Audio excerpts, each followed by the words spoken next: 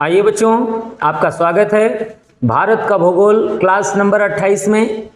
आज की क्लास का मुख्य शीर्षक है भारतीय मानसून तथा वर्षा। यानी कि आज के टॉपिक में हम लोग मुख्यतः चर्चा करेंगे और विस्तृत अध्ययन भी करेंगे इस पर कि ये जो अपने भारत में ये जो मानसून है और ये जो वर्षा है ये कहाँ और किस तरीके से, और इसका जन्म कहाँ से होता है और ये किस तरीके से कहाँ पर होती है, उसको क्या कहते हैं, वहाँ पर इसके मौसम क्या है, इसके समय क्या है, तथा इसका जो है संपूर्ण विस्तृत अध्ययन हम लोग इसी क्लास में करने वाले हैं। तो आइए चलते हैं, हम लोग अपनी क्लास पर चलते हैं। परंतु यदि चैनल पर आप नए हैं तो चैनल को सब्सक्राइब जरूर करें और ज़्यादा से ज़्यादा लोगों तक शेयर करें, जिसमें कि आपके साथ आपका फ्रेंड्स या आपके जो लोग हैं, मित्र हैं, वो भी चैनल से जुड़ सकें और अच्छे से अच्छे सिलेबस को जो है अपने तक प्राप्त करके अपनी सफलता को सुनिश्चित करें। चलते हैं, सबसे पहले हम लोग बात करते हैं कि ये जो भारत का मानसून होता है, इस मानसून के बारे में सबसे पहले जो इसका इतिहास है, ये इतिहास कहाँ से प्रारंभ होता है। तो पहला प्रश्न यही बनता है, भारतीय मानसून का वर्णन सबसे पहले किसने किया था। तो हम लोग यहाँ से अपने क्वेश्चन की शुरुआत करते हैं। क्वेश्चन आपका ये है, भारतीय मानसून का वर्णन सर्वप्रथम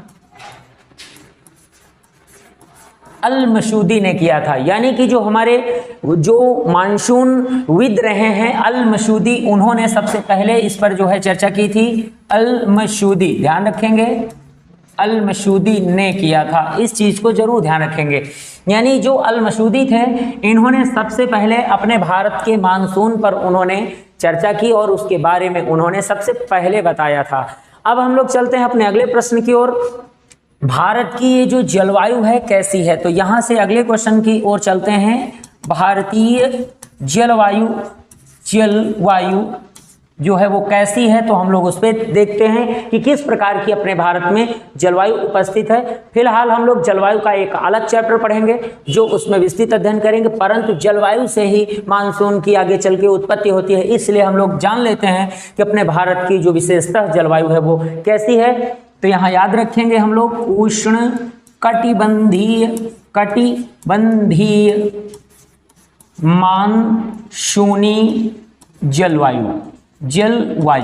यानी कि जैसा कि अभी आपने क्वेश्चन यहाँ पर देखा कि अपने भारत में जो जलवायु है वो जलवायु का प्रकार कैसा है। यानी कि हमारे भारत की जलवायु का जो प्रकार है वो है उष्णकटिबंधीय मानसूनी जलवायु है। और वास्तव में अगर देखा जाए तो जब हम लोग अपने अगले चैप्टर का अध्ययन करेंगे, इसमें हम लोग जलवायु का अध्ययन करेंगे, तो उसमें पाएंगे कि जलवायु के बारे में जो वैज्ञानिक हैं कोपेनहेगन, उन्होंने अपने भारत की जलवायु को अलग अलग 9 क्षेत्रों में बांटा है। इसका हम लोग अपने अगले चैप्टर में अध्ययन करेंगे। बिल्कुल चैनल पर बने रहें, जिसमें आप बिल्कुल सीरियल बाय सीरियल अपने सिलेबस को कंप्लीट कर रहे हैं। आप किसी, अगर बात की जाए तो किसी छोटी परीक्षा या किसी अन्य वनडे एग्जाम के साथ साथ आप अपनी किसी भी एक मीडियम प्रकार की परीक्षा से लेकर के आरओ एआरओ से लेकर के अगर बात की जाती है, आप यहाँ पर यूपीएससी यूपीपीसीएस संबंधी सभी राज्य की परीक्षाओं में जो जीएस आपका पूछा जाता है, आप अपने चैनल पर प्राप्त कर सकते हैं। और आप इस वीडियो को देखें और समझें। अगर आपको समझ में आता है तो इसे ज़्यादा से ज़्यादा शेयर करें और इसे फॉलो भी करें चैनल को।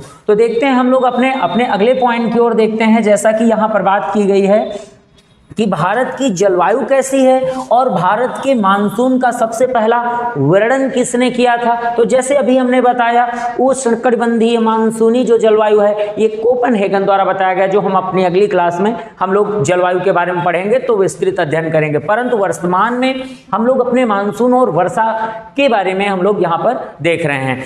तो अब हम लोग चलते हैं अपने अगले पॉइंट की ओर। क्वेश्चन आपका आता है कि भारत में मौसम विज्ञान अनुसंधान केंद्र की अगर बात की जाती है, भारत में मौसम विज्ञान अनुसंधान केंद्र जो बनाया गया है ये कहाँ पर बनाया गया था। यानी क्वेश्चन सबसे पहले बात हो रही है कि भारत में मौसम विज्ञान अनुसंधान केंद्र सर्वप्रथम बात की जाती है, सर्वप्रथम ये 1875 में स्थापित किया गया था। तो सबसे पहले कहाँ स्थापित किया गया था? शिमला में इसे सबसे पहले स्थापित किया गया था 1875। ये बात ध्यान रखेंगे, सर्वप्रथम 1875 में या 1875 शिमला में स्थापित किया गया, शिमला में स्थापित। एक बात यहाँ पर याद रखनी है, वेरी मोस्ट क्वेश्चन आपका यहाँ पर एक और होता है कि जब भारत का ये जो मौसम विज्ञान अनुसंधान केंद्र है जब शिमला में स्थापित किया गया था 1875 में, उसके कई वर्षों बाद यानी कि हम बात करते हैं 1914, इसे हम लोग बोलते हैं फर्स्ट वर्ल्ड वार। यानी कि वर्ल्ड वार जो आपका हुआ था, प्रथम विश्व युद्ध जो हुआ था, इस विश्व युद्ध के बाद इस अनुसंधान संस्थान को महाराष्ट्र के पुणे में जो है स्थानांतरित कर दिया गया था। तो यहाँ से क्वेश्चन में बदलाव आ जाता है कि 1914 के प्रथम वर्ल्ड वार के बाद इसे ध्यान रखना है, इसे MH यानी कि कहाँ, महाराष्ट्र के पुणे में स्थापित या फिर स्थानांतरित लिख सकते हैं, स्थानांतरित कर दिया गया था। वेरी मोस्ट क्वेश्चन आपका होता है। यदि आप देखते हैं तो इस पॉइंट में आपके कई सारे प्रश्न समाहित हैं जिनको आपको याद करना होगा कि भारत में सबसे पहले ये जो मौसम का विज्ञान अनुसंधान केंद्र बनाया गया था, अगर पूछा जाता है इसे कब बनाया गया था तो आपका जवाब क्या होना चाहिए? 1875 में बनाया गया था। मगर क्वेश्चन कहीं पूछा जाता है कहां पर स्थापित किया गया था, तो दूसरा प्रश्न होता है शिमला में इसकी स्थापना की गई थी। अगला प्रश्न अगर घुमा के पूछा जा रहा है कि हमारे भारत के मौसम विज्ञान अनुसंधान संस्थान को प्रथम विश्व युद्ध के बाद उसे कहां पर स्थापित किया गया है, तो फिर महाराष्ट्र के पुणे नामक जो शहर है वहां पर स्थापित कर दिया गया था। अगला प्रश्न आपका आता है कि हमारे भारत में ये जो जलवायु हैं, अगर इनकी बात करते हैं तो जैसे कि आप देखते हैं कि भारत की जलवायु, यहाँ पर प्रश्न आपका आता है भारत की जलवायु जो आपकी होती हैं अलग अलग ऋतुओं के आधार पर, इनको अगर देखा जाता है तो भारत की जलवायु के आधार पर ऋतुएं अगर हम देखते हैं के आधार पर ऋतुएं ये जो आपकी होती हैं, ये किस तरीके से आपको समझना है, तो वो होती हैं पूरी 4 ऋतुएं होती हैं। इनके बारे में आप अच्छे तरीके से एक बार गौर करेंगे कि इनको कैसे समझना है या कैसे देखना है। तो जैसे यहाँ नंबर 1, ये नंबर 2 और ये नंबर 3 और ये 4, चारों के बारे में हम लोग एक साथ अध्ययन करते हैं। और इनकी शुरुआत सबसे पहले हम लोग कहाँ से करते हैं? 15 मार्च से करते हैं। यानी कि 15 मार्च से इनकी शुरुआत होती है और कहाँ तक जाता है? 15 जून तक आपका जाता है। से कहाँ तक होता है? 15 जून तक होता है। और ये कौन सा ऋतु होती है? तो इसको हम लोग ग्रीष्म ऋतु के नाम से जानते हैं। क्या कहते हैं? ध्यान रखना है, इसे ग्रीष्म ऋतु कहते हैं, ध्यान रखेंगे, ग्रीष्म ऋतु कहा जाता है। ठीक है। अब प्रश्न आपका आता है कि ये किस तरीके से इसको हमने समझा है कि हमारे भारत में ये जो जलवायु के आधार पर देखा जाता है कि ऋतुएं कितनी होती हैं, तो उनके आधार पर 4 ऋतुएं होती हैं जिनका आप एग्जैक्टली टाइम यहाँ पर देख रहे हैं, कहाँ से कहाँ तक आप देखते हैं। अब इसके बाद यहाँ पर बात करेंगे 15 जून से लेकर के, यहाँ से जो शुरुआत होती 15 जून से शुरू और सितंबर तक यहाँ पर मौसम जाता है। कहाँ तक जाता है? से सितंबर तक, 15 सितंबर तक यहाँ पर मौसम आपका जाता है। ये कौन सी आ जाती है? तो इसी के जस्ट बाद वर्षा ऋतु आ जाती है। इसे क्या कहते हैं? वर्षा ऋतु, या फिर इसे मानसूनी जो है ऋतु भी कहा जाता है, या मानसून आगमन भी कहते हैं। मानसून आगमन के नाम से जाना जाता है, गमन, ध्यान रखेंगे। इसे वर्षा ऋतु या मानसून आगमन ऋतु भी कहते हैं, ध्यान रखना इस चीज को, मानसून ऋतु। ठीक है, भूले नहीं भाई, एक एक पॉइंट को आप नोट करते हुए चलेंगे अपने नोट्स में। आज की जो क्लास है आपकी 27 के बाद 28वें नंबर की क्लास है, जो भारत का भूगोल हम लोग अध्ययन कर रहे हैं। बहुत जल्द ही आप लोग अपनी पॉलिटिकल साइंस और विश्व के भूगोल पर हम लोग अपनी क्लासों को करेंगे और उस कोर्स को भी पूरे सिलेबस को ख़त्म करेंगे। तो चलिए तब तक हम लोग देखते हैं अपने तीसरे नंबर पे आ जाते हैं और यहाँ पर शुरुआत होती है 15 सितंबर से लेकर के ये कहाँ तक जाता है, तो ध्यान रखें ये सितंबर से लेकर के सीधे सीधे पहुँच जाता है दिसंबर तक पहुँच जाता है। तो सितंबर से कहाँ तक, 15 दिसंबर तक यहाँ पहुँचता है। अब बात आ जाती है कि वर्षा ऋतु के बाद ये कौन सी ऋतु आती है। इसे बोलते हैं वर्षा के बाद शरद ऋतु कहते हैं। इसे शरद ऋतु के नाम से जाना जाता है या फिर इसे आगमन कहते हैं। तो इसे मानसून जो है प्रत्यावर्तन भी कहते हैं, यानी कि मानसून का वापसी होने वाली ऋतु के नाम से जाना जाता है। तो इसे दूसरा भी नाम नोट कर सकते हैं, इसे कहा जाता है मानसून प्रत्यावर्तन। क्या कहते हैं, एक बार देख लीजिएगा। इसे किस नाम से जानते हैं, इसे मानसून प्रत्यावर्तन के नाम से जानते हैं। ये क्या होता है, मानसून प्रत्यावर्तन जो ऋतु होती है जिसे शरद ऋतु के नाम से जाना जाता है। अब हम लोग लौट आते हैं अपने अगली चौथी ऋतु पर आते हैं। ये 15 दिसंबर से यहाँ पर जो है स्टार्ट हो जाता है ये मौसम मानसून। अब देखते हैं और कहाँ तक जाता है, फिर से लौट कर हम कहाँ चले आते हैं, यहाँ चले आते हैं 15 मार्च चले आते हैं। बिल्कुल इस चीज़ को भूलेंगे नहीं, क्योंकि आपका ग्राफ जितना अच्छा बनता है उतना अच्छा आपको याद भी होता है। तो ध्यान रखेंगे यहाँ पर 15 दिसंबर से 15 मार्च तक का जो मौसम होता है उसे आप क्या कहते हैं, शीत ऋतु के नाम से इसे हम लोग जानते हैं। क्या कहते हैं, शीत ऋतु के नाम से इसे जाना जाता है।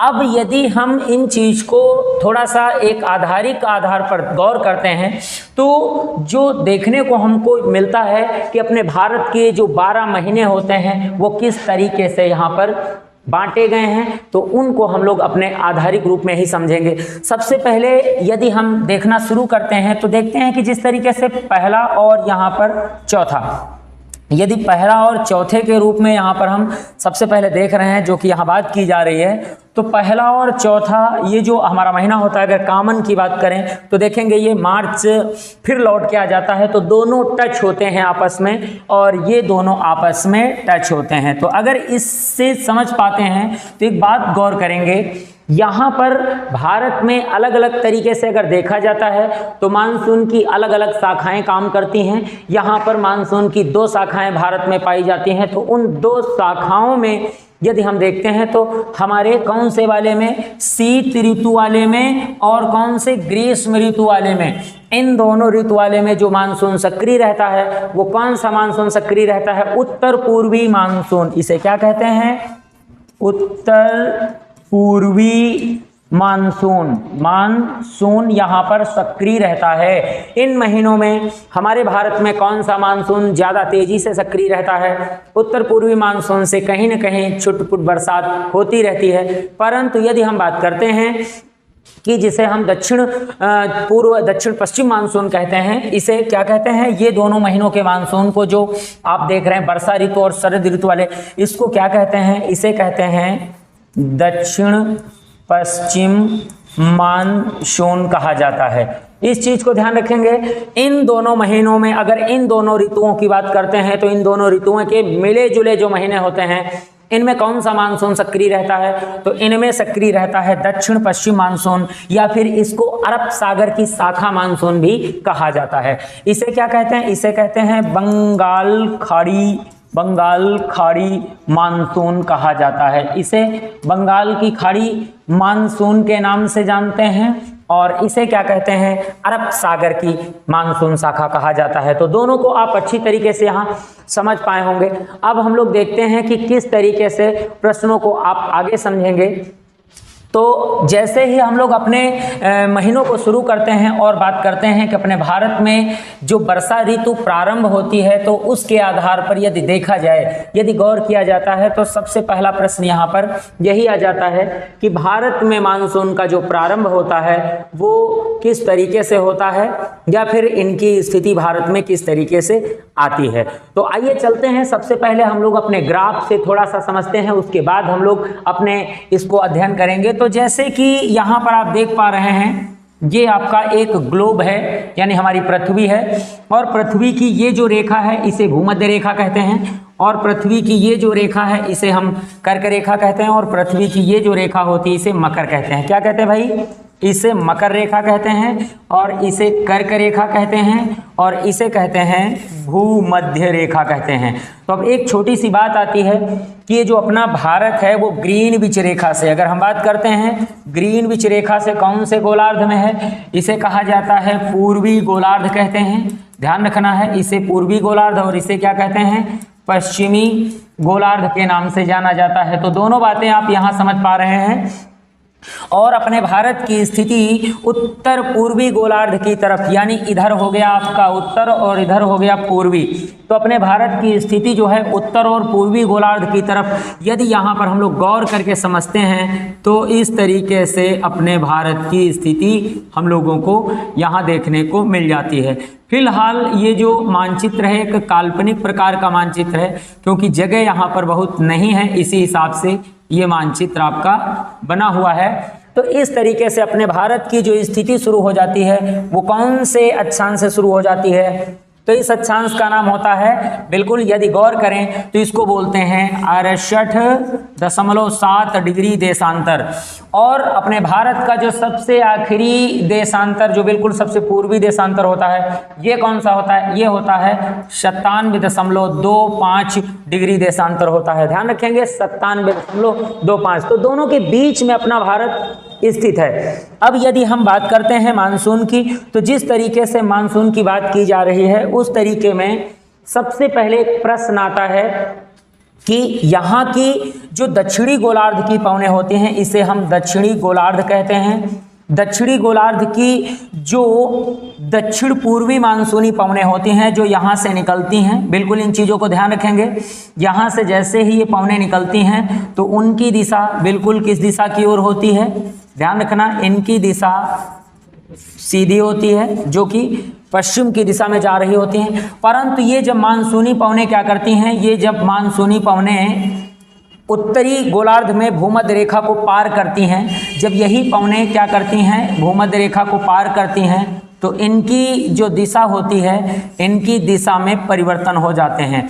इनकी दिशा में सीधे परिवर्तन हो जाते हैं। हमने क्या बताया, एक बार और फिर से समझेंगे। जब हमारे दक्षिणी गोलार्ध की जो दक्षिण पूर्वी पवनें, कौन सी? दक्षिण पूर्वी पवनें जो हैं जब भूमध्य रेखा को पार करके उत्तरी गोलार्ध में आती हैं, जब आ जाती हैं तो उसके बाद हमारी पृथ्वी की घूर्णन गति के कारण क्या होता है, इन पवनों की जो दिशा होती है वो सीधे सीधे बदल के पूर्व की तरफ हो जाती है।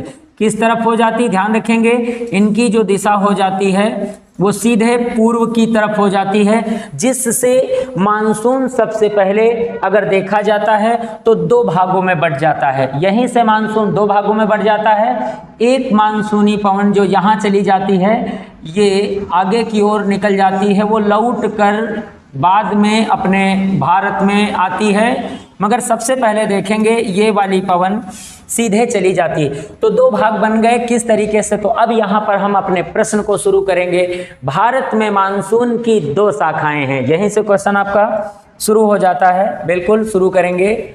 भारत में मानसून की दो शाखाएं हैं, शाखाएं बिल्कुल ध्यान रखेंगे। अब दो शाखाएं कौन कौन सी हैं? तो नंबर एक शाखा को हम लोग बोलते हैं, क्या कहते हैं? जैसे कि अभी हम लोगों ने पढ़ा था दक्षिण पश्चिम, पश्चिम मानसून शाखा, इसे क्या कहते हैं? दक्षिण पश्चिम मानसून शाखा कहते हैं। या फिर इसका दूसरा भी नाम है, इसे अरब सागर, अरब सागर मानसून शाखा भी कहते हैं, मानसून शाखा कहते हैं। ध्यान रखना, एक ये शाखा हो गई, और दूसरी शाखा कौन सी हो जाती है, उसे क्या कहते हैं? तो बिल्कुल इधर से आती है तो ये आपकी दक्षिण पूर्व मानसून शाखा हो जाती है। और ये दक्षिण पूर्व के साथ साथ पहुंच कहाँ जाती है? उत्तर में पहुंच जाती है। तो ये क्या कहलाती है? उत्तर पूर्वी मानसून शाखा के नाम से जानी जाती है। तो इसे हम क्या करेंगे, उत्तर पूर्वी मानसून शाखा इसे कहते हैं, जो कि बंगाल की खाड़ी वाली मानसून शाखा होती, मानसून शाखा। ध्यान रखना है, एक एक प्रश्न को कंप्लीट करना है। इसे किस नाम से जानते हैं, इसे बंगाल की खाड़ी मानसून शाखा भी कहा जाता है, बंगाल खाड़ी मानसून शाखा, मानसून शाखा कहते हैं। जरूर ध्यान रखें इस प्रश्न को कि ये क्या होता है, ये बंगाल की खाड़ी मानसून शाखा या फिर उत्तर पूर्वी मानसून शाखा भी कहते हैं। और यदि हम ऊपर वाले की बात करते हैं, पहली शाखा की बात करते हैं, तो हम इसे किस नाम से जानते हैं, इसे हम अरब सागर मानसून शाखा या दक्षिण पश्चिम मानसून शाखा भी कहते हैं। अब हम लोग चलते हैं अपने अगले पॉइंट की ओर। प्रश्न आपका आता है कि भारत में मानसून जो होता है सबसे पहले कब प्रारंभ होता है और कौन सी शाखा सबसे पहले सक्रिय होती है। तो हमारा प्रश्न यहाँ से सबसे पहले आता है, ये शाखा को हम सेकेंड मानसून शाखा कहते हैं और ये वाली शाखा को हम फर्स्ट मानसून शाखा के नाम से जानते हैं। यानी कि ये हमारी प्रथम मानसून शाखा है और ये हमारी द्वितीय मानसून शाखा होती, क्योंकि जो भारत के पूर्व तरफ होती है उसे बंगाल की खाड़ी मानसून शाखा कहते हैं, जो पश्चिम की तरफ होती है उसे क्या कहते हैं, उसे हम लोग अरब सागर की मानसून शाखा भी कहते हैं। तो अब प्रश्न सबसे पहला यही यहाँ पर आता है कि हमारे भारत में सबसे पहले कौन सी मानसून शाखा सक्रिय होती है। तो यहीं से क्वेश्चन आपका आता है, भारत में सर्वप्रथम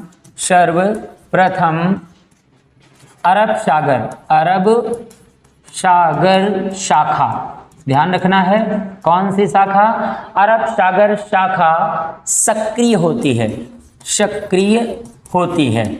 अब प्रश्न आता है, सबसे पहले अगर अरब सागर शाखा सक्रिय हो जाती है तो सीधी सी बात आती है कि ये जो बंगाल की खाड़ी मानसून शाखा है, उत्तर पूर्वी मानसून शाखा है, उसको सक्रिय होने में थोड़ा टाइम लग जाता है और पहले नंबर पर ये निकल जाती है।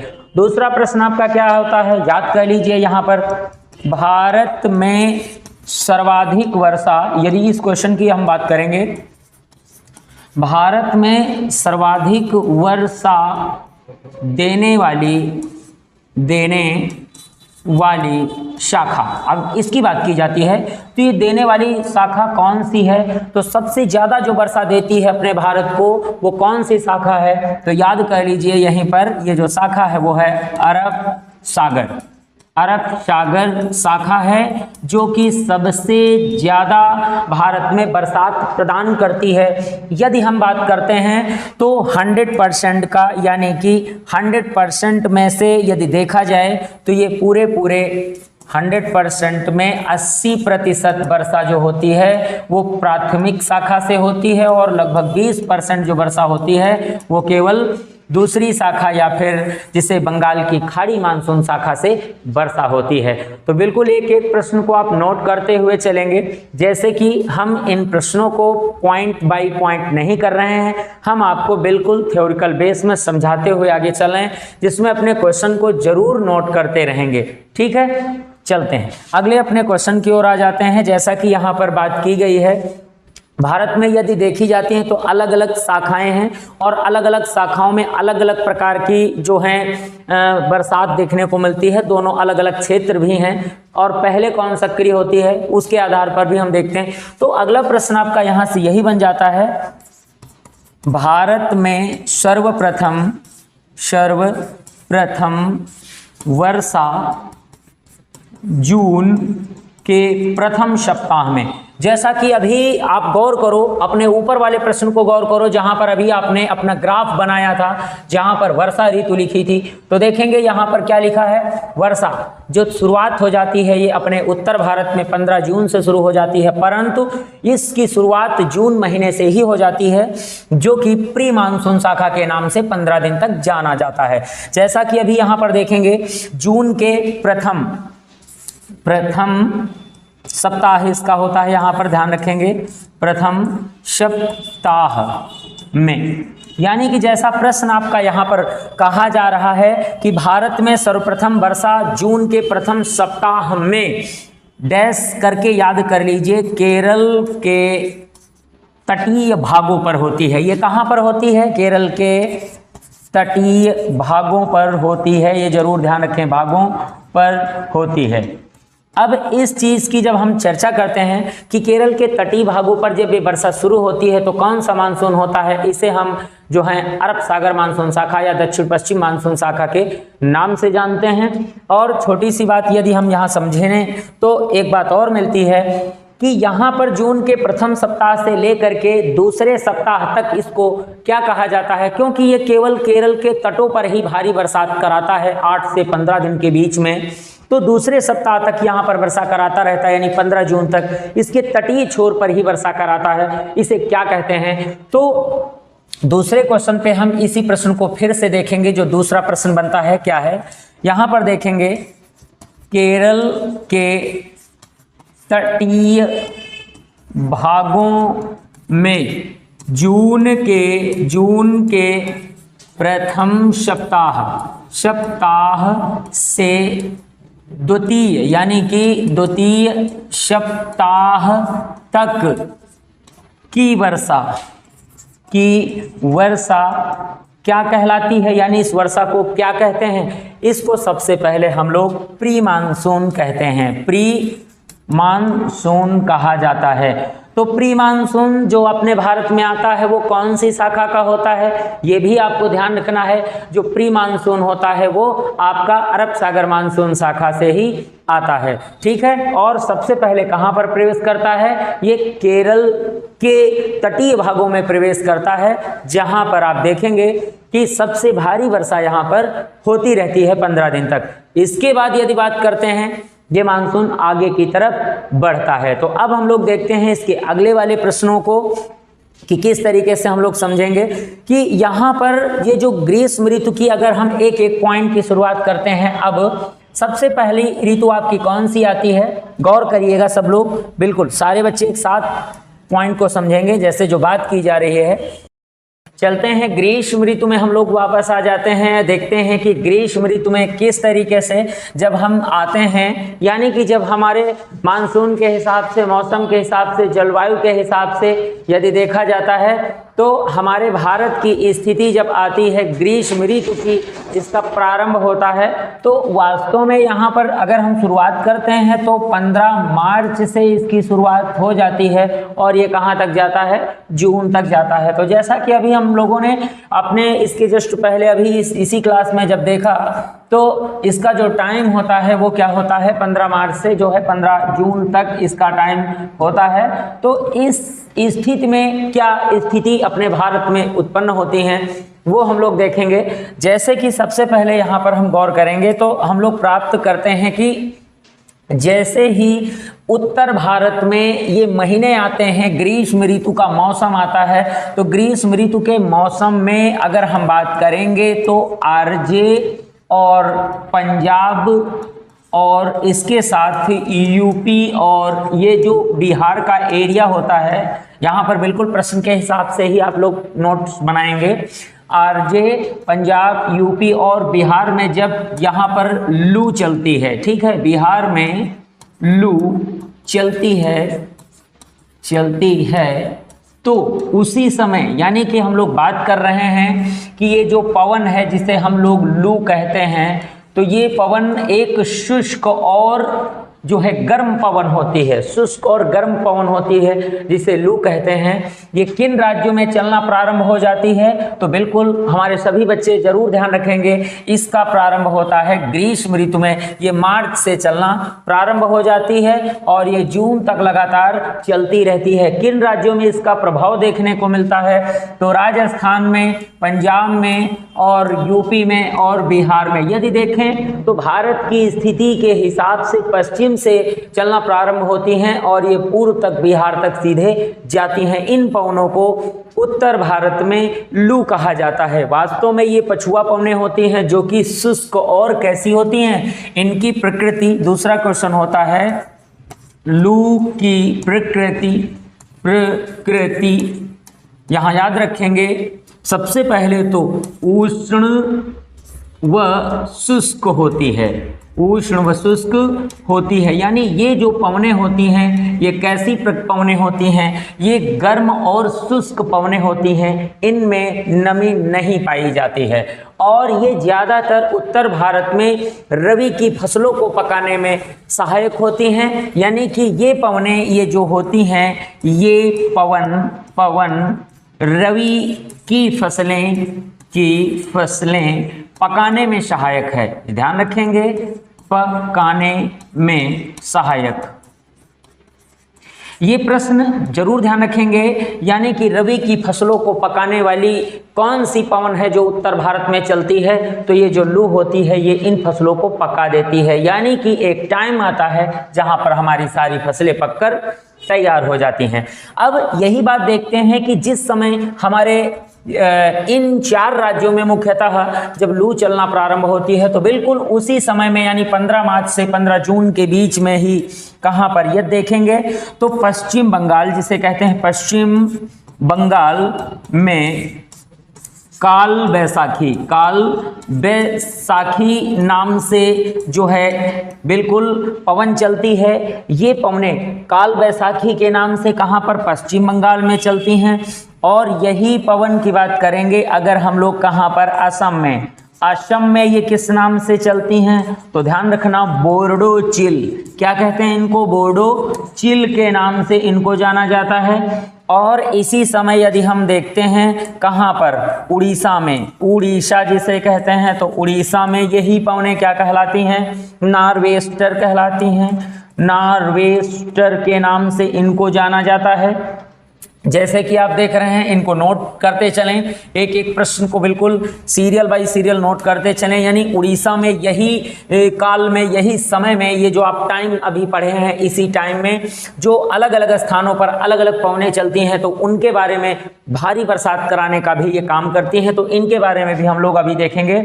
तो ये जो नॉर्वेस्टर के नाम से चलती हैं, तो यदि आपसे पूछा जाता है तो ये जो पवनें होती हैं तत्काल की जो यहाँ पर बात की गई है, ये पवनें मुख्यतः शाम को चलती हैं और ये शाम को तेज आंधी तूफान के साथ, आंधी तूफान जिसे कहते हैं, ध्यान रखें, तूफान के साथ भारी वर्षा कराने का काम करती हैं।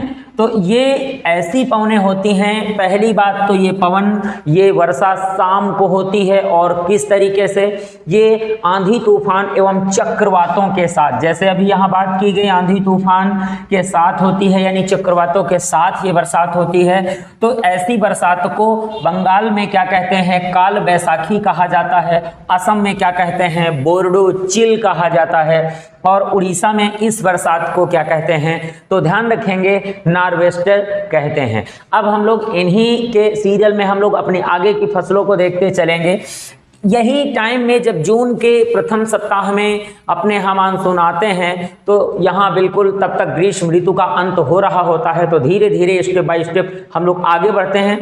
तो एक टाइम आ जाता है इसी जून महीने में जब प्री मानसून का प्रारंभ अपने भारत में होता है। तो ये सबसे पहले दक्षिण भारत के केरल राज्य में होता है, क्योंकि अगर हम बात करते हैं यहाँ पर ग्रीष्म ऋतु की, तो ग्रीष्म ऋतु में सब भारत में, संपूर्ण भारत में बरसात नहीं होती है। केवल भारत के पश्चिम तटीय राज्यों पर ही ये प्री मानसून का जो है वर्षा प्राप्त होने वाला स्थान होता है, जिसे हम सह्याद्री का क्षेत्र कहते हैं। पश्चिमी घाट मैदान के नाम से जाना जाता है। इन्हीं मैदानों पर सबसे ज्यादा बरसात होती है। मगर जो पूर्ण बरसात होती है वो वर्षा ऋतु में होती है, ग्रीष्म ऋतु में नहीं होती है। तो संपूर्ण भारत में ज्यादातर जो स्थान होते हैं वो वर्षा ऋतु में वहां पर बरसात होती है। परंतु हम लोग यहाँ पर पहले समझेंगे कि उड़ीसा के बाद यदि हम दक्षिण भारत के राज्यों की बात करते हैं तो वहां पर सबसे पहले हम बात करेंगे केरल। यही टाइम में केरल में वर्षा को क्या कहते हैं, तो ध्यान रखें, इस समय यानी कि जो ग्रीष्म ऋतु में यहाँ पर बरसात होती है उसको केरल में आम्रवृष्टि यानी मैंग्रोव शावर कहते हैं। ध्यान रखेंगे, यहाँ पर हम लोग नोट कर रहे हैं, मैंग्रोव शावर के नाम से इसे जाना जाता है, शावर। ठीक है। मैंग्रोव शावर यानी आम्र वृष्टि भी कहा जाता है, ये भी क्वेश्चन आप ध्यान रखें, आम्र वृष्टि।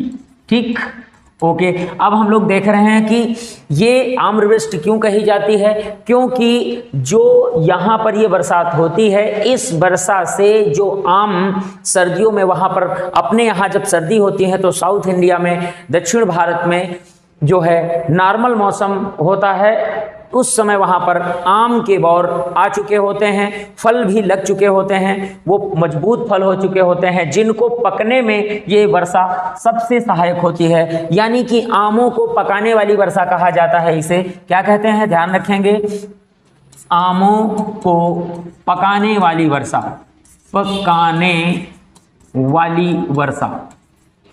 ये कहाँ पर होती है, ये वर्षा केरल में मुख्यतः होती है, जबकि केरल के साथ कुछ छुटपुट राज्यों में भी उनके इर्द गिर्द एरिया में होती है, जिसे आम्रवृष्टि के नाम से भी जाना जाता है। अब हम लोग देखते हैं अपने कर्नाटक राज्य में यही बरसात, इसी मौसम में जो बरसात होती है, कहाँ पर, कर्नाटक में जो बरसात होती है में वर्षा को क्या कहते हैं। तो इस चीज को हम लोग बिल्कुल यहाँ पर नोट करते हैं और देखते हैं कि कर्नाटक में इसे क्या कहते हैं। तो कर्नाटक में इसे कहा जाता है, सभी बच्चे ध्यान रखेंगे, चेरी ब्लॉसम कहते हैं, चेरी ब्लॉसम के नाम से इसे जाना जाता है कर्नाटक में। और चेरी ब्लॉसम जो बरसात होती है, ये मुख्य रूप से इसे कहवा की फसल के लिए जाना जाता है। यानी चेरी ब्लॉसम जो बरसात होती है, इसको फूलों की बौछार भी कहा जाता है। इस बरसात को दूसरा नाम भी दिया जाता है, क्या कहते हैं, ध्यान रखिएगा, फूलों की बौछार। इसे फूलों की बौछार भी कहते हैं। इसी बरसात का नाम होता है फूलों की बौछार। और ये फूलों की बौछार या ये जो वर्षा है, ये किसके लिए लाभदायक होती है। तो यदि हम इसकी लाभदायक की बात कर रहे हैं, तो ये कहवा जिसे कहते हैं, या जिसे हम लोग कॉफी कहते हैं, के फूल खिलाने का काम करती, फूल खिलाने का काम करती है।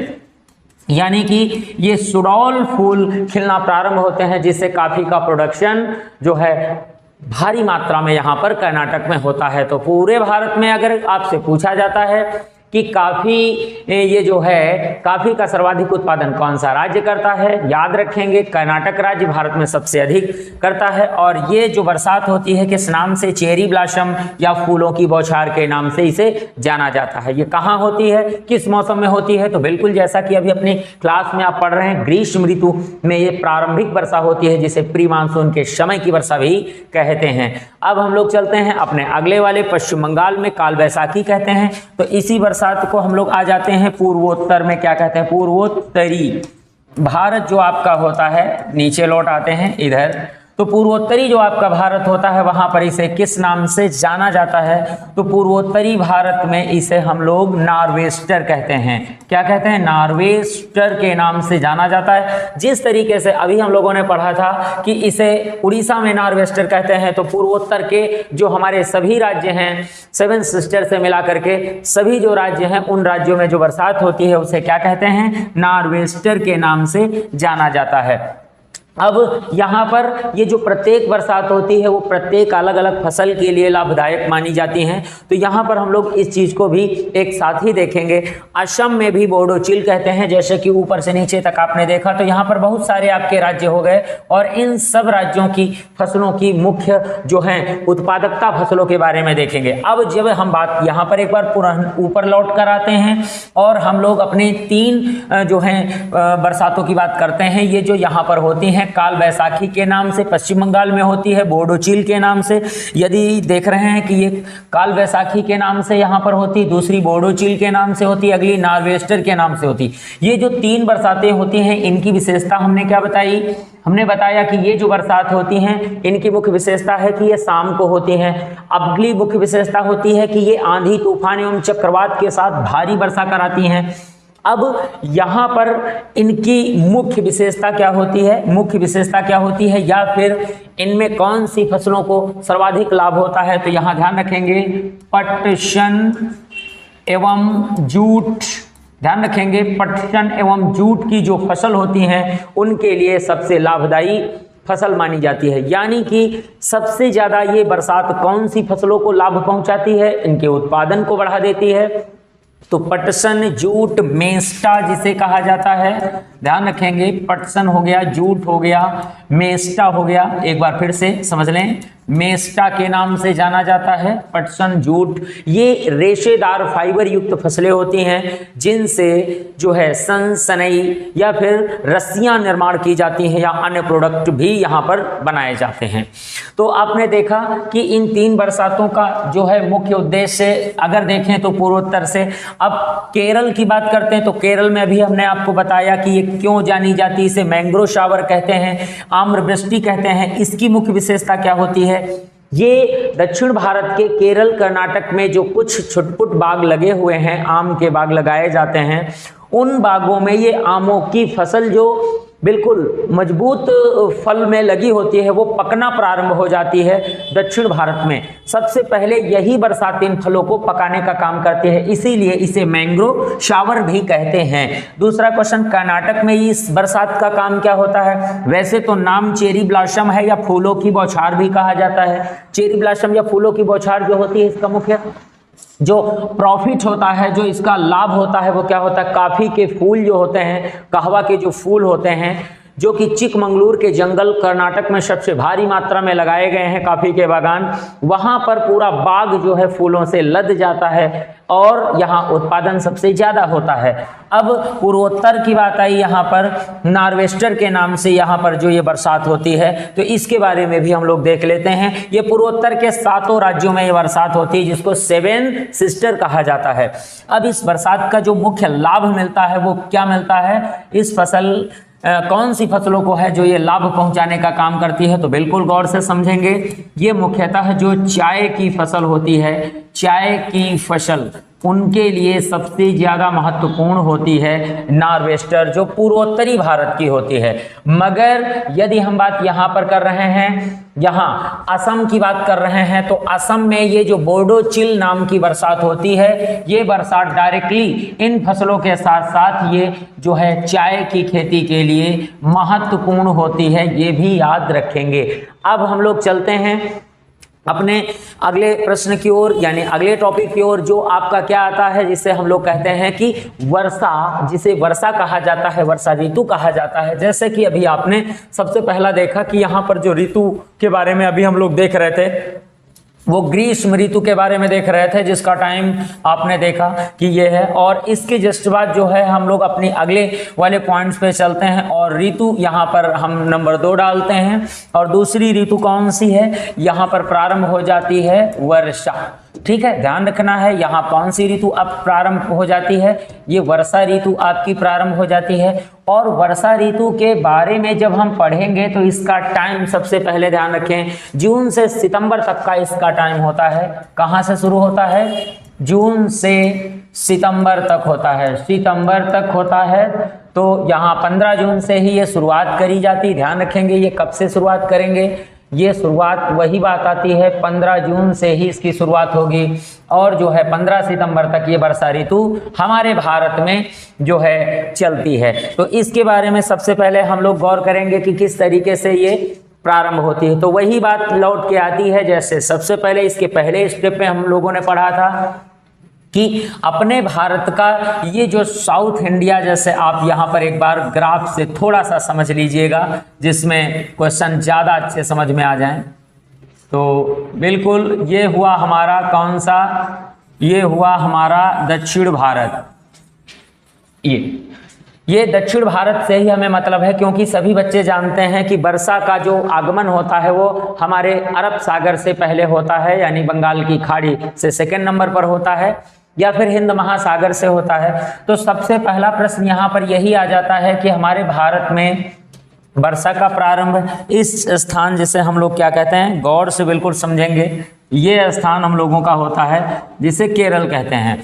और बाकी ये जो होता है जिसे कर्नाटक कहा जाता है, ये तमिल है। और ये जो आपका देख पा रहे हैं ये हो जाता है आंध्र प्रदेश, ठीक है, और ये उड़ीसा होता है, इसके ऊपर पश्चिम बंगाल होता है आपका, ठीक है। तो उस तरीके से यहाँ पर ये गोवा हो जाता है और ये आपका महाराष्ट्र हो जाता है और ये आपका गुजरात हो जाता है। तो अगर हम दक्षिण भारत से इसकी शुरुआत करते हैं समझने के लिए तो किस तरीके से देखेंगे, तो बिल्कुल गौर करेंगे। सबसे पहले प्रश्न में लौट के आते हैं हम लोग। प्रश्न आपका आता है कि भारत में सर्वप्रथम मानसून का प्रारंभ कहाँ से होता है। तो पिछले क्वेश्चन के अकॉर्डिंग ही हम लोग चलते हैं। भारत में वर्षा ऋतु का प्रारंभ नोट कर लेंगे जून के प्रथम सप्ताह में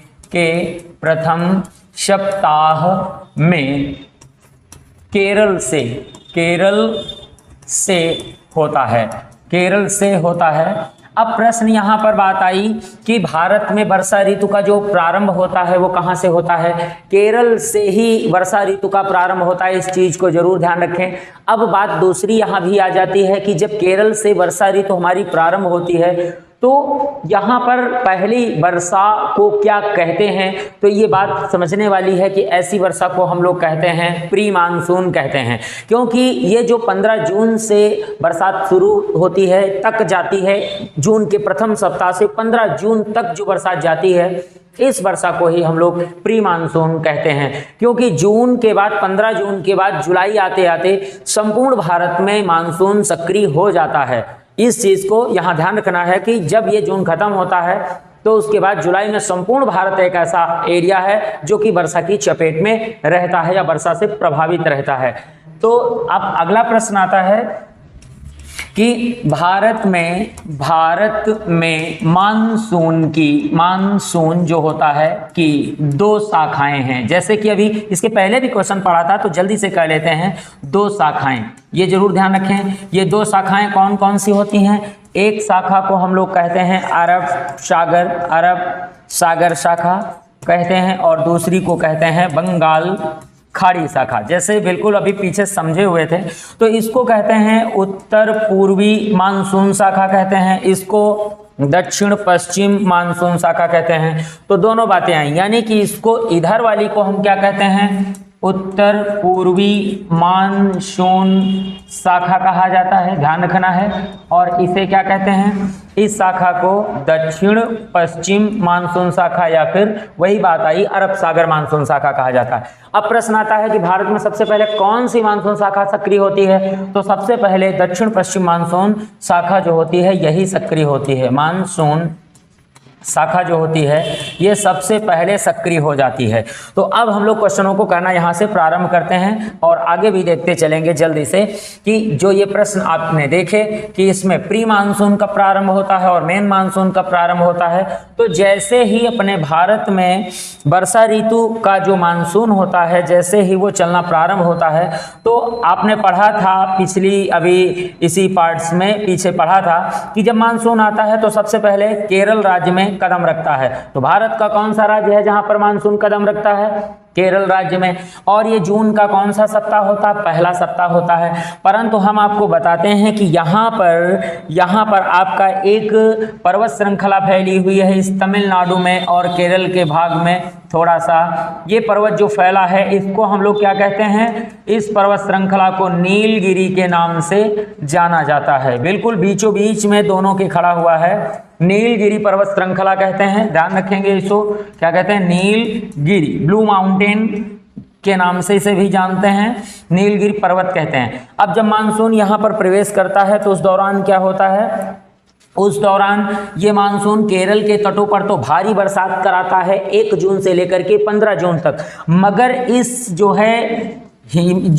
आपकी नीलगिरी पर्वत श्रृंखला है जब ये मानसून यहाँ पर आते हैं तो ये मानसून इससे टकरा जाते हैं। तो ऐसी परिस्थिति में क्या होता है कि वर्षा के समय में जब वर्षा सीजन होता है, वर्षा ऋतु होती है, उस दौरान आपके कौन से राज्यों में ये नहीं हो पाती, क्योंकि यहाँ से ये टर्न हो जाती हैं, ये पौने क्या होती हैं, ये पौने टर्न हो जाती हैं और ये बिल्कुल हमारे महाराष्ट्र, कर्नाटक और जो है एमपी की तरफ और गुजरात की तरफ आगे की तरफ बढ़ती हैं। परंतु ये तमिल राज्य जो है ये तमिल है और ये है आंध्र।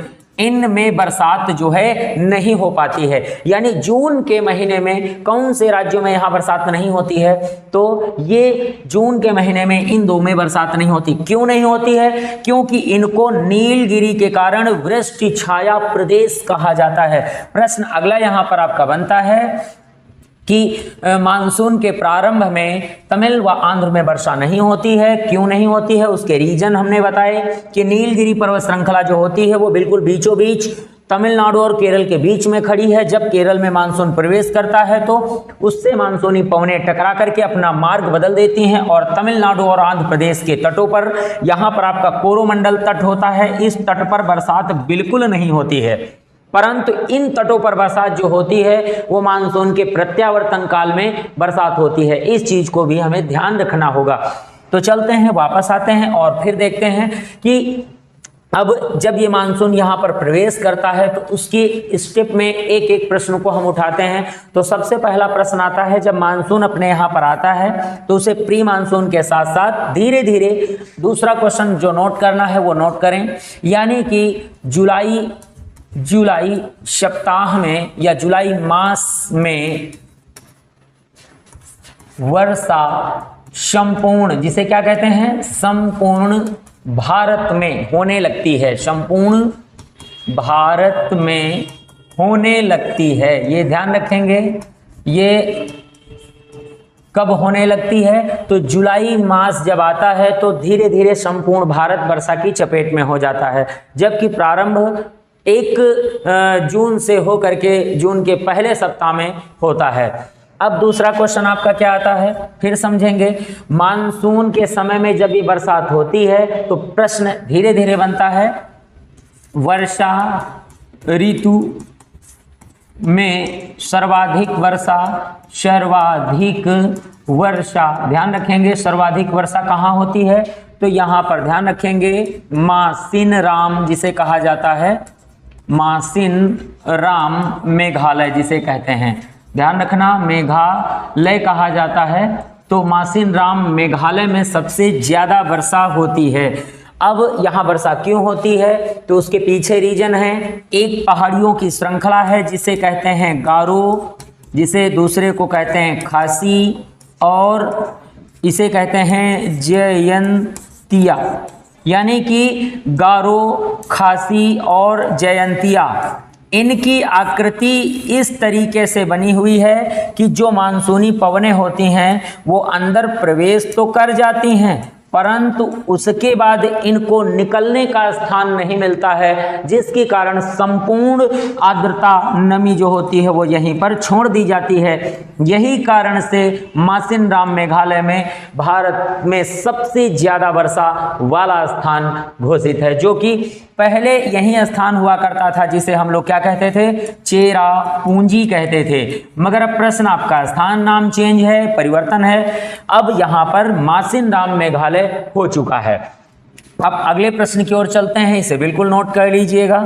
अगला प्रश्न आपका आता है कि भारत में सबसे कम वर्षा जो होती है वो कहाँ पर होती है? सबसे ज्यादा वर्षा मासिन राम स्थान आपका हो गया, तो यहाँ आंसर करना है लेह में होती है। लेह किस राज्य में है? तो ध्यान रखें वर्तमान के लद्दाख राज्य में स्थित है। यहाँ पर सबसे कम वर्षा प्राप्त होती है, बिल्कुल ध्यान रखेंगे। अब अगला प्रश्न इसी के हिसाब से हम लोग आगे बढ़ेंगे और देखें कि क्वेश्चन आता है वर्षा में वृष्टि छाया, जिसे कहते हैं नहीं वृष्टि छाया प्रदेश जो होते हैं, वृष्टि छाया राज्य कौन से होते हैं? तो इनमें नाम जरूर याद रखेंगे क्योंकि इसे अब हमें जरूरत नहीं है फिलहाल। तो क्या कौन से नाम है राज्य? तो राज्य में सबसे पहला तमिल आता है और दूसरे नंबर पर आंध्र आता है। ये बड़े राज्य हैं जहां पर जो है वर्षा नहीं होती है, इनको वृष्टि छाया प्रदेश भी कहते हैं, तमिलनाडु और आंध्र प्रदेश को। मगर इसी तरीके से कुछ छुटपुट पॉइंट आते हैं वर्षा में वृष्टि छाया जिसको क्षेत्र कहा जाता है, तो क्षेत्र में कई सारे नाम आपको देखने को मिलते हैं। जैसे हम लोग बात करते हैं, सबसे पहले आपका क्षेत्र में कोरोमंडल का नाम लिखा जाता है। कोरोमंडल ये तमिलनाडु का जो है क्षेत्र। दूसरा विदर्भ लिखा जाता है, विदर्भ ये महाराष्ट्र में आता है, ये तमिल में आता है। उसके बाद अरावली पर्वतीय क्षेत्र, अरावली पर्वतीय क्षेत्र, ये अरावली क्षेत्र आ जाता है। इसके बाद ये हम यूपी की बात करते हैं तो बुंदेलखंड क्षेत्र आता है, बुंदेलखंड क्षेत्र आता है। तो ये वो क्षेत्र हैं जहां पर वर्षा के समय में बरसात न के बराबर होती या नहीं हो पाती है, क्योंकि ये सारे के सारे अलग अलग वृष्टि छाया प्रदेश में चले जाते हैं। अब अगला प्रश्न आपका क्या होता है, भारत में ये जो वर्षा है जैसे पूछी जा रही है, भारत में जो वर्षा की प्रकृति होती है, ये जो टाइम होता है वो एक फिक्स रूप में होता है, यानी कि इनका एक अपना है जो जून से लेकर के कब तक चलता है, यानी कि सितंबर तक अपना टाइम फिक्स होता है। तो वर्षा का या भारत में वर्षा का समय जिसे हम लोग कहते हैं क्या है, का समय पूछा जाता है। तो जून से लेकर के आप इसका जवाब क्या करेंगे, सितंबर करेंगे। यहाँ नोट कर सकते हैं सितंबर, ये इसका टाइम होता है, जून से लेकर के सितंबर के बीच में ये वर्षा का समय होता है। अब हम लोग देखते हैं कि अपने भारत में जो वर्षा प्राप्त करने के स्थान है, उत्तर पश्चिम जिस तरीके से भारत का एक दायरा आता है या फिर पूरब से पश्चिम का जो एरिया है अपने भारत में, यदि देखें तो सबसे पहला प्रश्न यही आता है, उत्तर भारत में जब यहाँ पर सबसे पहले क्या आता है, यहाँ सबसे पहले बिहार है, बिहार के बाद क्या आता है, यूपी आता है, यूपी के बाद यदि हम आगे चलते हैं तो वैसे पहले तो यहाँ पर आपको मिल जाता है आरजे मिल जाता है, और उत्तर की तरफ धीरे धीरे पंजाब मिल जाता है और एचआर मिल जाता है, यानी हरियाणा मिल जाता है। तो यहाँ जिस तरीके से अभी हम लोग देख रहे हैं कि हम लोग जैसे जैसे अपने पूर्वी भारत से पश्चिम की ओर आते हैं, तो यहाँ पर प्रश्न कहा जा रहा है उत्तर भारत में जब पूर्व से, क्वेश्चन कैसे करेंगे, पूर्व से पश्चिम की ओर आने पर, ध्यान रखना है, पश्चिम की ओर आने पर वर्षा जो होती है जिसे हम वर्षा कहते हैं, वर्षा की मात्रा कम हो जाती है, ध्यान रखेंगे, कम हो जाती है। यानी कि जिस तरीके से धीरे धीरे वर्षा आगे की ओर आती है, पूरब से पश्चिम की ओर आना शुरू होती है, वैसे वैसे यहाँ पर राज्य की बरसात कम हो जाती है। अगला प्रश्न आप ध्यान रखेंगे, यहाँ पर सर्वाधिक वर्षा दक्षिण पश्चिम मानसून से होती है, ध्यान रखेंगे। सबसे ज्यादा वर्षा जो होती है वो कौन से मानसून से होती है, दक्षिण पश्चिम मानसून शाखा यानी अरब सागर मानसून शाखा से सबसे ज्यादा बरसात होती है। और दूसरा क्वेश्चन होता है कि यहाँ पर तो सबसे ज्यादा वर्षा की बात हो रही है, और क्वेश्चन होता है दोनों शाखाओं से वर्षा प्राप्त करने वाला राज्य कौन सा है, तो ध्यान रखेंगे ऐसा राज्य केवल पंजाब है। यानी कि पंजाब राज्य अपने भारत का एक ऐसा राज्य है जो कि दोनों मानसूनी शाखाओं से वर्षा प्राप्त कर लेता है, इसलिए यहाँ पर एक बेहतर कृषि के लिए जलवायु तैयार होती है, यानी कि समयानुसार और समय तक बरसात यहाँ पर होती रहती है। अब यदि हम दोनों क्वेश्चनों को देखते हैं तो इनके बाद हम लोग अपने अगले स्टेप पे आ जाते हैं, और आपका अगला स्टेप जो आता है वो कौन सा आता है भाई, तीसरे नंबर पे हम आ जाते हैं शरद ऋतु, जिसको शरद ऋतु के नाम से जानते हैं, ध्यान रखेंगे। क्या कहते हैं भाई, शरद ऋतु कहते हैं। अब प्रश्न आता है कि शरद ऋतु जो होती है इसे क्या कहते हैं, मानसून निवर्तन काल कहते हैं। ये जरूर ध्यान रखेंगे, प्रत्यावर्तन के नाम से भी जाना जाता है, प्रत्यावर्तन। ये मानसून का कौन सा समय होता है, प्रत्यावर्तन। और वर्षा वाला क्या होता है, उसे बोलते हैं आगमन काल, वर्षा का आगमन काल, और ये वर्षा का प्रत्यावर्तन काल, या इसे लौटते मानसून की ऋतु कहते हैं। क्या कहते हैं इसे, ध्यान रखना है, लौटते ठीक है, 1 मिनट। लौटते मानसून की ऋतु कहा जाता है इसे, ये प्रश्न आपका होता है। यहां से मानसून अपनी वापसी की यात्रा प्रारंभ कर लेते हैं। प्रश्न अब वही आता है, ये कहां से शुरू होता है? तो जून से सितंबर तक तो ये होते ही हैं, तो इनकी शुरुआत कहां से होती है? सितंबर से ये दिसंबर तक इनकी जो है यहाँ पर लौटते हुए मानसूनों की यहाँ शुरुआत होती है। तो जरूर ध्यान रखेंगे, ये सितंबर से दिसंबर तक यानी 15 सितंबर से 15 दिसंबर तक इनकी यहाँ पर शुरुआत होती है। अब सबसे पहले हम आपको यहाँ पर बताते हैं कि स्थिति क्या होती है उत्तर भारत में। उत्तर भारत का ये जो अपना एरिया होता है, यहाँ पर एक बड़ा परिवर्तन आ जाता है। परिवर्तन क्या आ जाता है? जो हमारा राजस्थान, हरियाणा, पंजाब होता है, यहीं से हम लोग बात करेंगे उत्तर भारत में। अब यहीं से क्वेश्चन की शुरुआत होती है। ये जो उत्तर भारत में आपका सबसे पहले आरजे राजस्थान होता है और HR यानी जो आपका हरियाणा होता है और उसके बाद जो आपका पंजाब होता है। ये जो एरिया होता है, इस एरिया में जब मानसून शरद ऋतु का प्रारंभ होता है तो जो गर्मी होती है थोड़ी सी यहाँ पर कम होती है। तो इस एरिया में, इन क्षेत्र में, पंजाब में लिख सकते हैं, यहाँ पर नोट करेंगे, उच्च, क्या करेंगे? उच्च वायु दाब क्षेत्र का निर्माण हो जाता है। ऐसी परिस्थिति में यहाँ पर उच्च वायु दाब क्षेत्र का निर्माण हो जाता है, जिससे यहाँ पर जो है बिल्कुल जब लौटते हुए मानसून होते हैं उस दौरान इन राज्यों में पुनः एक बार बरसात जो है हो जाती है। जैसे कि अरावली का जो पहाड़ी क्षेत्र था, हरियाणा का और पंजाब का जो क्षेत्र था, यहाँ पर बरसात होना प्रारंभ होती है। तो ऐसे ही देखते हैं। तो अगला एक पॉइंट ये आता है कि उच्च वायु दाब जब बनता है तो यहाँ पर सीधी सी बात, क्षेत्र बनने के कारण, यहाँ नोट करेंगे, बनने के कारण, क्योंकि पूरा प्रश्न होना चाहिए, बनने के कारण मानसूनी पवनें लौटने लगती हैं। क्या हो जाती हैं? मानसूनी पवनें लौटने लगती हैं। ये जरूर ध्यान रखें। यानी कि ये प्रश्न आपके लिए वेरी वेरी मोस्ट पॉइंट है, क्योंकि जब मानसून प्रत्यावर्तन होता है तो क्यों प्रत्यावर्तन होता है, इसके पीछे रीजन क्या है, कारण क्या है कि ये मानसून जा तो रहा था मगर ये लौट क्यों आया, इसने रिटर्न क्यों मार लिया, इसने जो है दोबारा क्यों वापसी करी?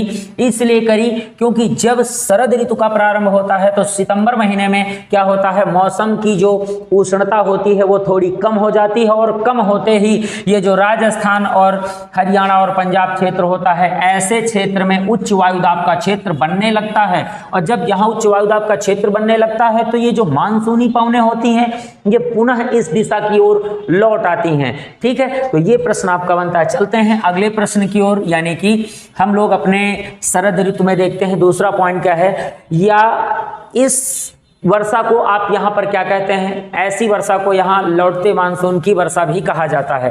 क्या कहते हैं? इस समय की वर्षा लौटते मानसून की वर्षा कही जाती है। मगर इन्हीं क्षेत्रों में ये बरसात इस समय होती है और वो भी न के बराबर। वास्तव में ये जो बरसात होती है किसके लिए ठीक होती है? ये रबी की फसलों की बुआई के लिए जो है बेहतर होती है। यहाँ पर इस वर्षा से रबी की फसल की बुआई करने में काम आती है। यानी कि इस समय की वर्षा लौटते मानसून की वर्षा जो रबी की फसल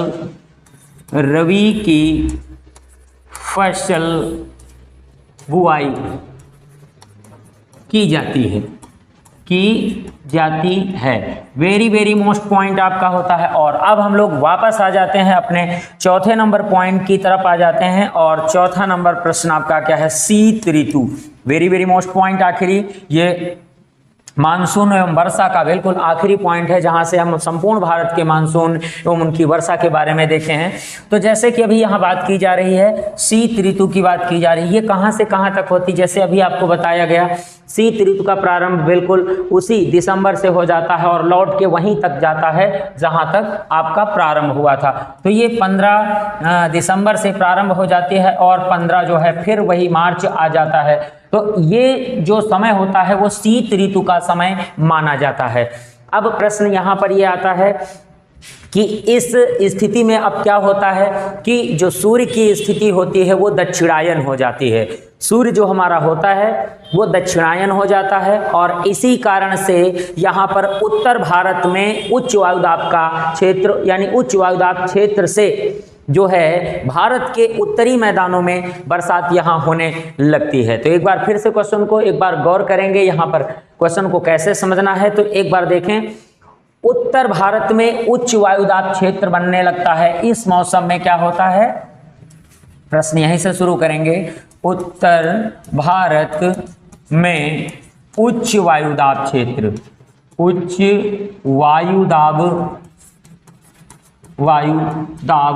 क्षेत्र बनने से क्या होता है, यानी कि हमारे अरब सागर की तरफ जो मानसूनी पवनें होती हैं, जो पश्चिमी विक्षोभ के रूप में जानी जाती हैं, जेट स्ट्रीम के रूप में जानी जाती हैं, तो वो आर्द्रता अरब सागर से उठाती हैं, अरब सागर से आर्द्रता उठाती हैं और उत्तर भारत के क्षेत्रों में वर्षा करा देती हैं। उत्तर भारत में यदि हम देखते हैं तो ये बरसात राजस्थान, पंजाब और यूपी और बिहार तक ये बरसात, ये उत्तर भारत के जो राज्य होते हैं, यहाँ पर HR भी आपका होता है, इन राज्यों में ये जो बरसात आप देख पा रहे हैं होती है वो अलग प्रकार की बरसात होती है। क्यों? क्योंकि इस समय में मौसम और ज़्यादा ठंडा हो जाता है, जिससे ये जो उत्तर भारत का क्षेत्र होता है ये उच्च वायुदाब का क्षेत्र बन जाता है और उच्च वायुदाब के क्षेत्र बनने से एक रीजन और यहाँ पर आता है कि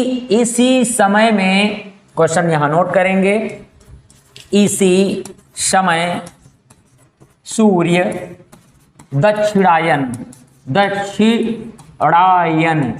होने से ऐसा होता है। जरूर ध्यान रखें ये ऐसा क्यों होता है। कई बार बच्चे प्रश्न पूछ लेते हैं, नहीं ऐसा क्यों हुआ, यानी उच्च वायुदाब का क्षेत्र यहाँ पर क्यों बन गया। इसलिए बन गया क्योंकि इस ऋतु में जो सूर्य होता है वो कहाँ चला जाता है, दक्षिणायन हो जाता है और यही स्थिति के कारण हमारे उत्तर भारत में उच्च वायुदाब का क्षेत्र बनने लगता है। अब प्रश्न ये आता है कि जब दक्षिण की तरफ उष्णता बढ़ती है तो वहां से जो गर्म पवनें होती हैं वो किस दिशा की ओर प्रवेश करती हैं, तो वो जो है उच्च वायुदाब के क्षेत्र की तरफ जो है यहाँ पर आना प्रारंभ करती हैं और यही कारण से यहाँ पर एक कैसा क्षेत्र बन जाता है, ये जो उच्च वायुदाब क्षेत्र होता है। तो इसको एक बार हटा लेते हैं और इसी क्षेत्र में क्या होता है, जेट स्टीम, इसको क्या कहते हैं, जेट स्टीम कहते हैं या फिर इसे पश्चिमी विक्षोभ भी कहा जाता है, पश्चिमी विक्षोभ के नाम से इसे जानते हैं, ध्यान रखेंगे, विक्षोभ, ठीक है। ये पश्चिमी विक्षोभ होते हैं जो कि अपने उत्तर भारत में ही केवल वर्षा कराते हैं, उत्तर भारत के कुछ सीमित राज्यों में वर्षा कराते हैं। और यह समय क्या होता है, समय जरूर ध्यान रखेंगे, इसका जो समय होता है वो शीत ऋतु में ही इसका समय होता है। इसे जेट स्ट्रीम या इसको दूसरे नाम से भी जाना जाता है, वाताग्री वर्षा कहते हैं। इसे क्या कहा जाता है, ऐसी वर्षा को यहाँ पर वाताग्री वर्षा कहते हैं। क्योंकि ये जेट स्ट्रीम कहाँ पर बनती है ये भी नोट करेंगे। वाताग्री वर्षा का मूल जो होता है जहां से जन्म ले लेती है, तो ये जन्म लेती है अरब सागर से, क्योंकि अरब सागर से जो हमारी जेट स्ट्रीम होती हैं, गर्म पवनें होती हैं, वो बिल्कुल हमारे मैदानी क्षेत्रों की तरफ जो है प्रवेश करती हैं और ये अचानक और यकायक छुटपुट स्थानों पर वर्षा कराती हैं। यह कोई लगातार वर्षा नहीं होती है, वाताग्री वर्षा होती है। आंधी तूफान के साथ वर्षा आती है और होकर चली जाती है। तो जेट स्ट्रीम कहाँ से जल प्राप्त करते हैं? तो ये जो है आर्द्रता की अगर बात की जाए, आर्द्रता ये जो जेट स्ट्रीम होती है अरब सागर से लेती है, अरब सागर से उठाती है और अरब सागर से लेने के बाद ये हमारे कौन कौन से राज्यों में आर्द्रता अरब सागर से लेकर अब बात करेंगे सबसे पहले हम लोग आरजे। जब राजस्थान में प्रवेश करती है, सबसे पहले जब ये राजस्थान में प्रवेश करती है तो यहाँ पर इसे क्या कहते हैं? मावट के नाम से जाना जाता है। राजस्थान के आगे जैसे ही ये कहाँ प्रवेश करती है, ये सबसे पहले प्रवेश कर जाती है पंजाब में।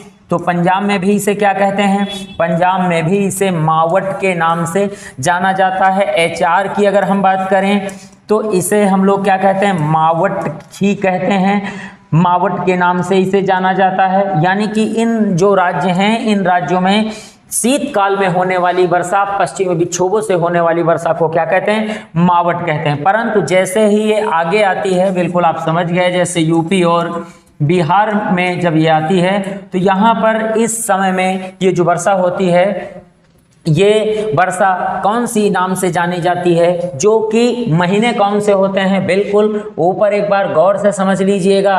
ये 15 दिसंबर से बरसात होती है और ये कब तक होती है? 15 मार्च के पहले ही हो जाती है। ऐसी बरसात जो होती है ये यूपी और बिहार में विक्षोभी वर्षा भी कही जाती है। क्या कहते हैं इसको?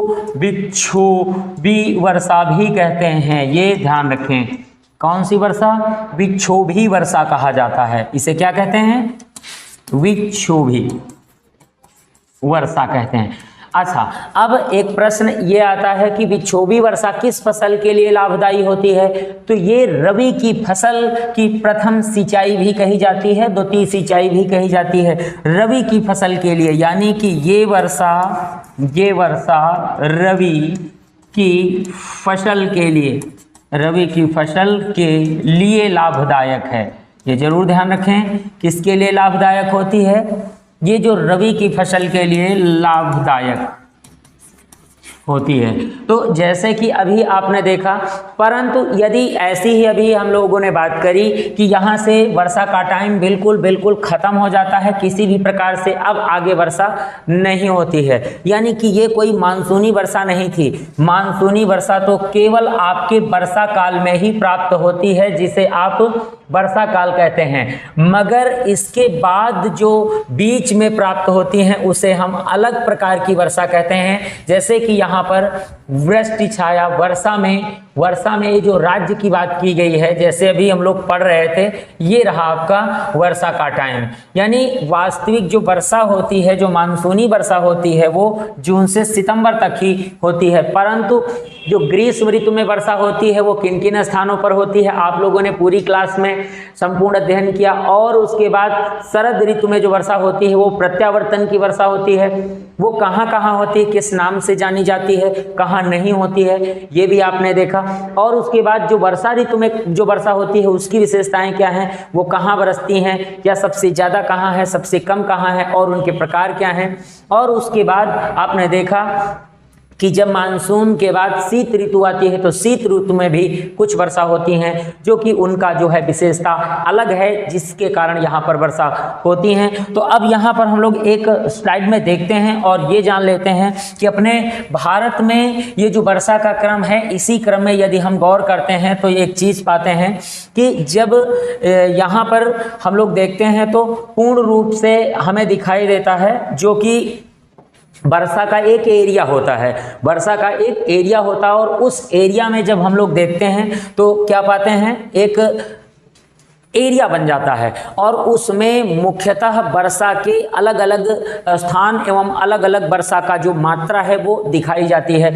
अब वहाँ पर जब हम लोग देखते हैं तो ऐसी स्थिति देखने को मिलती है कि वर्षा का जो मूल पॉइंट आपका होता है, जिसे आप क्या कहते हैं, गौर से समझेंगे, अब इस स्थिति को जैसे आप देखते हैं तो यहाँ पर पाएंगे कि वर्षा की जो अलग अलग मात्रा होती हैं वो कैसे होती हैं। देखें, सबसे पहला प्रश्न आता है जो 0 से लेकर के 20 सेंटीमीटर की वर्षा होती है। ये कौन से ऐसे स्थान है जहाँ पर 0 से लेकर के 20 सेंटीमीटर की वर्षा होती है? ये बिल्कुल लेह और लद्दाख के ऐसे एरिया हैं जहाँ पर ये बिल्कुल वर्षा होती है।